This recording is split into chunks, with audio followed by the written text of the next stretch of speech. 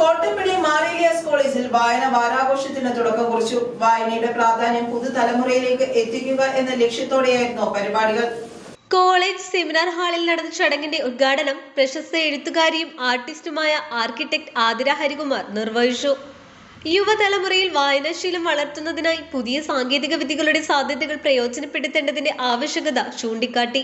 College principal doctor Joseph T Moolayil അധ്യക്ഷത വഹിച്ചു. Reading club കോർഡിനേറ്ററും 3ാം വർഷ BSW വിദ്യാർത്ഥിയുമായ ബെഞ്ചമിൻ ജോൺസൺ സ്വാഗതം പറഞ്ഞു. തുടർന്ന് നടന്ന അനുമോദന ചടങ്ങിൽ college manager Sunil Joseph, IQAC coordinator Tindu Scaria, staff association president Riya Susan Scaria എന്നിവർ ആശംസകൾ നേർന്നു. മുഖ്യാതിഥിക്ക് കോളേജ് മാനേജറും പ്രിൻസിപ്പലും ചേർന്ന് ഉപഹാരം നൽകി. പരിപാടിയിൽ library advisory committee convener Jincy P. Mathews, college librarian Vinila Mathew K, literary forum convener Sumi S എന്നിവർ പങ്കെടുത്തു. അഭിനവ S. ബിനുമോൻ നന്ദി രേഖപ്പെടുത്തി.